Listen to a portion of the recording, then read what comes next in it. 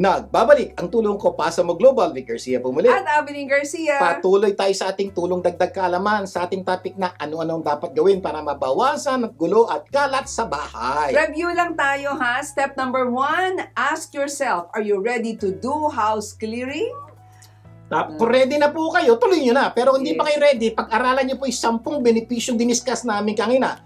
Pero mas maganda, isa-isay natin. Ay, di ba? Ano po, balikan nyo po yung video na to para makita nyo po yung step by step na 10 dahilan ba't kailangan gawin ng house clearing. Step number 2 na po tayo ngayon. Step number 2, kung game ka Kung na. game ka na. Step number 2, choose a place you want to clear first. Ayan, so unang-una. Halimbawa, Hmm. garage.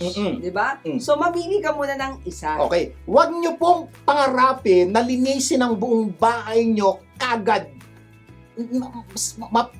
Pagtingin nyo pa lang po, mapapagod na kayo, hindi nyo na gagawin. So, ang aming step number 2 ito. Mamili ka ng isang maliit na corner, maliit na kwarto sa bahay nyo.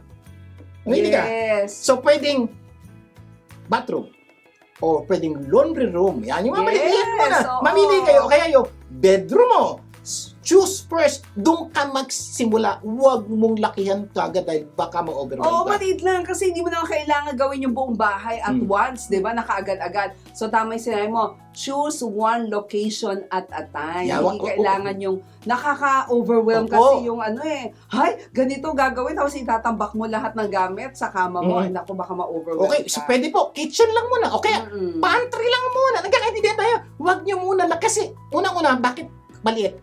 Practice pa lang po yun. Yes. Mag-practice ka muna sa maliit para matuto ka. So that pag praktisado at magaling ka na, pwede mo na yung mas malaking kwarto. At one day, handa ka na sa garahe. Kasi garahe po talaga ang may pinakamadaming bagay. Sabi nung kausap ko kahapon, pwede bang ref muna? Rep mo na. Hindi lang start somewhere. Okay? Maliit nga naman yun, diba? So, kung first time mo ito na ginagawa, yun ang suggestion namin. Start with the smallest or easiest location in your house. Katulad na sinabi ni Sir kanina, pwedeng laundry, diba? Kasi the purpose of this technique is for you to have a sense of accomplishment. Kasi the smaller the space, the easier to clean. So, yun po, simula mo na. Dahil mas maliit, mas madali. Parang, dahil maliit siya, you can have more time. At dahil marami kang oras, malamang maayos at maganda mong magagawa. Dahil, wow! Ang ganda ganito. So, magkakaroon ka na, kaya ko pala.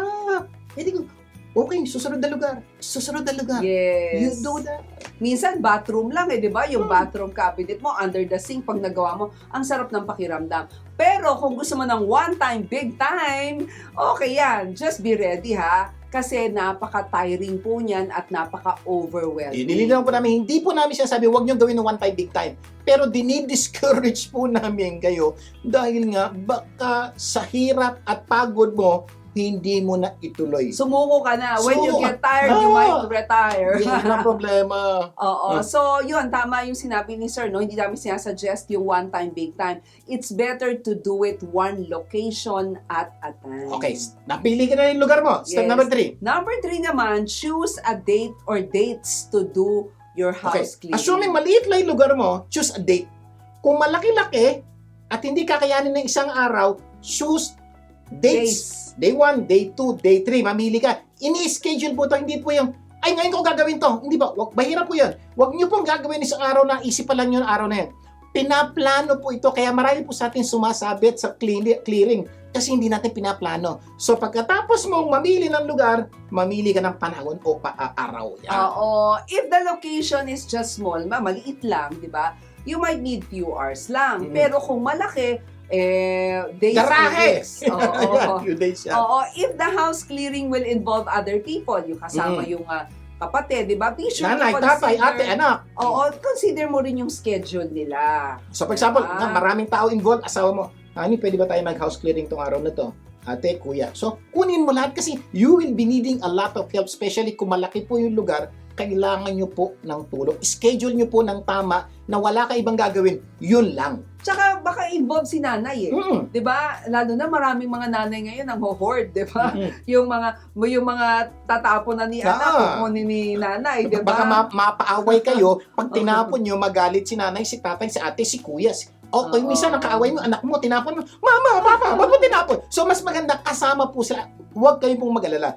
next week, tutuloy po natin itong usapang step-by-step guide at bibigyan po namin kayo ng mga tips paano maging maayos kay nanay, kay tatay, kay ate, kay kuya yung pagkiklear nyo ng bahay nyo. May step-by-step po kaya ngayon po. oo. Ito pa lang po yung step na pinag-usapan natin kasi mahaba po ito kaya 2-part series po ito kaya next week abangan nyo po yung iba pang step na dapat nyo gawin para umayos na at gumanda ang inyong bahay. Oo, ang step namin para ito'y maging mabilis, di ba? Maayos at magandang paraan para malaman what to keep, what to give, and what to throw away.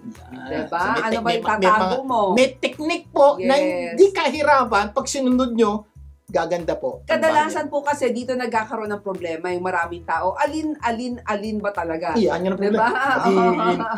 Alin ba talaga? Kung minsan doon po tayo nahihirapan, may maganda po kaming technique i-share sa inyo next week. Paano malaman alin ay kikip, alin ang pamimigay, alin ang tatapon, alin ang pag-iisipan. May technique po. At Ang ganda gaano po. ba katagal, di ba? Mhm. Kasi At- minsan, May technique yan. May oo, technique. may technique eh. Gaano ba katagal? Kasi minsan nagbabag down tayo dun sa pagdedesisyon kung ano yung ikikip, ano yung ito-throw, at saka alin yung, ano yung isa, ipamimigay. Pamimigay. Ako mag-alala, Oo. tuturuan po namin kayo. Ang ganda po ng technique next week. Antabayanan niyo po yan. Sana maraming tayong natutunan sa ating pinag-usapan, sa ating house clearing. Now na! As promised, next week, please pakisabihan niyo po yung mga kapamilya niyo, kamag-anak na may ganitong problema. Manood po dahil napakadami pong technique sa tips ay tuturo po namin sa inyo next week. Yes. At syempre, Natunay na magpapaganda na inyong bahay. buhay, hindi lang bahay, Totoo. di ba?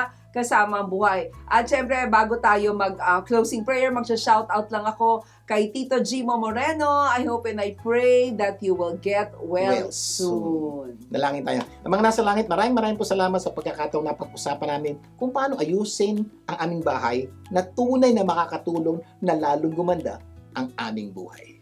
Pagpalain niyo po lahat ng Pilipino saan mang sulok ng mundo. Lahat ito'y dalangin namin sa pangalan ni Jesus. Amen and amen. Laging tandaan ha, kung ano man ang naitulong ng programang ito, ipasa mo naman sa iba. Imbitahin niyo po yung mga kapamilya na tumutok sa programang ito sa susunod nating pagsasama. At sama-sama nating pagandahin ang ating At buhay. ng mga mahal natin sa buhay. Ako po yung kapamilya, Vic Garcia. Ako naman po si Avelyn Garcia. Laging tandaan, Sa tulong ko pa sa mag-global, gaganda ang mundo.